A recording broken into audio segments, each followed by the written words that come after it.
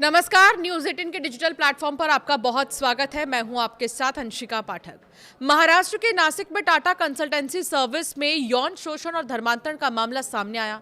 पीड़ितों की संख्या 12 हो गई है। इस मामले में टीसीएस में काम करने वाले 7 कर्मचारियों को गिरफ्तार किया जा चुका है। एक आरोपी निदा खान अब भी फरार है, लेकिन उसको लेकर एक बहुत बड़ा खुलासा हुआ है। क्या हुआ है आपको इस वीडियो में बताएंगे। मैं हूं आपके साथ अंशिका पाठक। दरअसल उसकी तलाश में पुलिस की 2 टीमें बनाई गई हैं। ये पूरा मामला शायद सामने भी नहीं आ पाता अगर पुलिस अंडरकवर ऑपरेशन नहीं चलाती।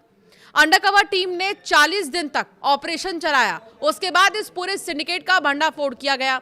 इस मामले में 9 एफआईआर दर्ज की जा चुकी है। इस मामले में 8 महिला और एक पुरुष कर्मचारी ने एफआईआर दर्ज करवाई है। अब तक 12 पीड़ितों की पहचान पुलिस ने की है। अब सवाल यह है कि आखिर ये पूरा मामला है क्या, कैसे हुआ इसका खुलासा, अब तक क्या कुछ हुआ है, तो आइए आपको इस वीडियो में बताते हैं। ये सारा खेल फरवरी 2021 से शुरू हुआ था। फरवरी 2026 में पहली पीड़िता ने पुलिस थाने में इसकी शिकायत दर्ज करवाई थी। इसके बाद नासिक पुलिस की 7 महिला पुलिसकर्मियों ने टीसीएस में अंडरकवर ऑपरेशन चलाया। इसमें कई कांस्टेबल ने हाउसकीपिंग स्टाफ से जुड़कर सभी फ्लोर और रेस्ट्रिक्टेड एरिया तक अपनी पहुंच बढ़ाई। साफ सफाई और मेंटेनेंस का स्टाफ इस टीम ने बिना किसी शक के हफ्तों तक रोजमर्रा के माहौल और सीनियर टीम लीडर के बर्ताव पर नजर रखी। अधिकारियों ने खास तौर पर प्राइवेट मीटिंग और जमावड़ों पर नजर रखी ताकि उन दावों को पुख्ता किया जा सके कि कर्मचारियों को दफ्तर के समय धार्मिक रीतियों को मानने के लिए मजबूर किया जा रहा था। टीम ने रोजाना अपने सीनियर्स को रिपोर्ट दी और इस बात के सीधे सबूत दिए कि कैसे पीड़ितों पर दबाव डाला जा रहा था। अंडरकवर ऑपरेशन के दौरान जुटाए सबूतों के आधार पर पुलिस ने 25 मार्च को पहली एफआईआर दर्ज की। धीरे धीरे और भी पीड़ित सामने आए। अब तक 9 एफआईआर दर्ज हो चुकी है। नासिक टीसीएस कांड में बड़ा खुलासा हुआ कि 2 महीने से ठाणे में निदा खान रह रही थी। पति बोला किसी और महिला के साथ चली गई। अब इसमें आरोपी कौन कौन है ये भी आपको बताते हैं। दानिश एजाज शेख, उम्र 32 साल है, कंपनी में एसोसिएट के पद पर है। 2018 से कंपनी में काम कर रहा है। दूसरा तौसिफ बिलाल अतर, उम्र 27 साल है, कंपनी में एसोसिएट के पद पर है। 2017 से कंपनी में काम कर रहा है। रजा रफीक मेमन, उम्र 35 साल, कंपनी में टीम लीडर था। 2017 से कंपनी के साथ जुड़ा था। शाहरुख हुसैन शौकत कुरैशी, उम्र 34 साल, कंपनी में एसोसिएट था और 2017 से वो काम कर रहा था। मोहम्मद शफी शेख, 36 साल है इसकी उम्र और कंपनी में एसोसिएट था। 2017 से ये भी काम कर रहा था। आसिफ आलम आफ्ताब आलम अंसारी, 22 साल इसकी उम्र है, एसोसिएट था। 2024 में इसने कंपनी ज्वाइन की थी और काम कर रहा था।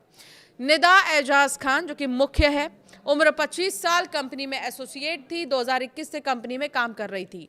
अश्विनी अशोक चेनानी, उम्र 51 साल, कंपनी में ऑपरेशन हेड और असिस्टेंट जनरल मैनेजर के पद पर था।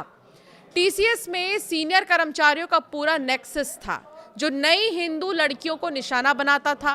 एक महिला कर्मचारी ने बताया कि 20 से 25 साल की लड़कियों को निशाना बनाया जा रहा था। उन्होंने बताया कि नासिक ट्रांसफर के बाद उनके साथ दफ्तर के भीतर अमानवीय व्यवहार किया गया। महिला कर्मचारियों ने खुलासा किया कि उन्हें दफ्तर की मेन बिल्डिंग से अलग छत पर बैठाकर काम कराया जाता था। महिला ने बताया कि जब भी वो वॉशरूम या किसी काम से नीचे जाती थी तो सुरक्षा या किसी और बहाने से उनका मोबाइल फोन, बैग और सारा निजी सामान जब्त कर लिया जाता था। सूत्रों के अनुसार आरोपियों का तरीका लगभग एक जैसा था। टीम लीडर्स और निदा खान समेत अन्य लोग कथित तौर पर कुछ कर्मचारियों को निशाना बनाते थे। उनके साथ गाली गलौज, जबरन छूना और उनके धर्म को लेकर अपमानजनक बातें करना शामिल था। दूसरी ओर इस्लाम धर्म और उससे जुड़ी परंपराओं को बढ़ा चढ़ाकर पेश किया जाता था और पीड़ितों पर उसे अपनाने का दबाव बनाया जाता था। सूत्रों ने बताया कि आरोपी कर्मचारी कंपनी में देर रात तक रुककर महिला कर्मचारियों पर दबाव बनाते थे। ये पता चला है कि आरोपी महिला कर्मचारियों को काबू में रखने और उन पर हावी होने के लिए कई तरह के मनोवैज्ञानिक दबाव वाले हथकंडे अपनाते थे। कोई भी गतिविधि करने से पहले आरोपी व्हाट्सएप के जरिए अपनी पूरी रणनीति तैयार करते थे।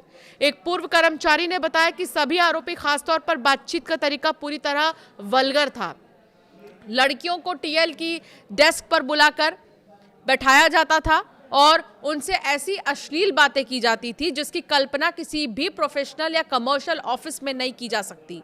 उन्होंने बताया कि मुख्य आरोपी तौसिफ अतर जानबूझकर हिंदू आस्था को टारगेट करता था। त्योहारों के मौके पर जब महिला कर्मचारी पारंपरिक भारतीय संस्कृति के अनुसार साड़ी पहनकर या बिंदी लगाकर आती थीं, तो तौसिफ सार्वजनिक रूप से उनका मजाक उड़ाता था। इसके अलावा आपको बता दें कि अब जांच में क्या हुआ है ये जानना जरूरी है। इस पूरे मामले की जांच के लिए एसआईटी बनाई गई है। अब तक 7 आरोपियों को गिरफ्तार किया जा चुका है। आरोपियों के फोन रिकॉर्ड्स और व्हाट्सएप चैट को खंगाला जा रहा है। इसके अलावा कंपनी के सीसीटीवी फुटेज को भी देखा जा रहा है, उनकी जांच की जा रही है। पुलिस सिर्फ एक केस तक सीमित नहीं रहना चाहती, बल्कि इस पूरे नेटवर्क को समझने के लिए आरोपियों को दूसरे मामलों में भी फिर से पुलिस कस्टडी में लेने की तैयारी कर रही है। सूत्र ये बता रहे हैं कि जांच एजेंसियों को शक है कि मामला सिर्फ कंपनी के अंदर के अपराधों तक सीमित नहीं है, बल्कि इसके पीछे बड़ा नेटवर्क हो सकता है।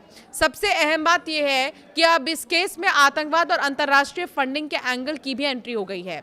अन्य जांच एजेंसी और महाराष्ट्र एटीएस इस पूरे मामले की जांच को मॉनिटर कर रही है। एजेंसियां इस बात की पड़ताल कर रही हैं कि कहीं आरोपियों के तार ऐसे अंतर्राष्ट्रीय संगठनों से तो नहीं जुड़े हैं जो कट्टरपंथ या ब्रेन वॉशिंग जैसी गतिविधियों में शामिल रहे हैं। इसके साथ ही पुलिस ये भी देख रही है कि क्या बाकी आरोपी भी निदा खान की तरह फरार होने की फिराक में थे। अगर ऐसा कोई सबूत मिलता है तो केस में और भी धाराएं लग सकती हैं। इस मामले में न्यायिक मजिस्ट्रेट प्रथम श्रेणी अदालत ने आरोपी सफी शेख और रजा मेमन की पुलिस कस्टडी 2 दिन के लिए और बढ़ा दी है। पुलिस इस पूरे मामले की गहराई से जांच कर रही है।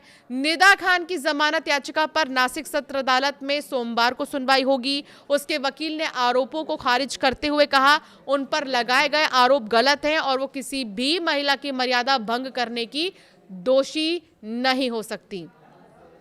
पुलिस के अनुसार आरोपी निदा खान फिलहाल फरार है और गिरफ्तारी से बचने के लिए कोशिश कर रही है।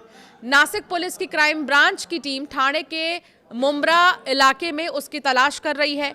पुलिस ने उसके पति से पूछताछ की है, लेकिन अभी तक उसका कोई ठिकाना नहीं मिल सका। पुलिस को शक है कि वो लगातार अपना ठिकाना बदल रही है, जिससे उसे पकड़ना मुश्किल हो रहा है। पुलिस ने यह भी बताया कि आरोपी के मोबाइल फोन बंद हैं। जिन रिश्तेदारों के यहां होने की जानकारी मिली, वहां भी घर बंद मिला। इसे साफ है कि आरोपी जांच से बचने की कोशिश कर रही है। पुलिस ने इस मामले में 3 अलग अलग टीमें बनाई हैं जो अलग अलग जगहों पर छापेमारी कर रही हैं। जांच एजेंसियां हर सुराग पर काम कर रही हैं ताकि आरोपी को जल्द गिरफ्तार किया जा सके।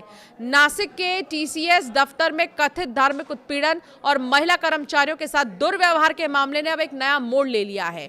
इस मामले में आरोपी महिला कर्मचारी निदा खान ने गिरफ्तारी से बचने के लिए अदालत में अग्रिम जमानत की अर्जी दाखिल की है। उसने अपने 2 महीने की गर्भावस्था का हवाला देते हुए राहत मांगी है। इस केस में अन्य आरोपियों की पुलिस हिरासत भी बढ़ा दी गई है, जिससे मामले की गंभीरता साफ दिखती है। इस मामले में अब तक टीसीएस के 8 कर्मचारी को अरेस्ट किया गया है। इनमें 7 पुरुष और 1 महिला ऑपरेशन मैनेजर शामिल है। पुलिस के अनुसार कुल 9 मामलों में जांच चल रही है, जिनमें धार्मिक भावनाएं आहत करने, जबरन धर्म परिवर्तन की कोशिश, छेड़छाड़, मानसिक उत्पीड़न जैसे गंभीर आरोप शामिल हैं। इस पूरे मामले की जांच विशेष जांच टीम कर रही है। अब ये देखना होगा कि अगर निदा खान को लेकर जो अग्रिम जमानत की याचिका डाली गई है, उसको लेकर क्या बातें सामने आती हैं।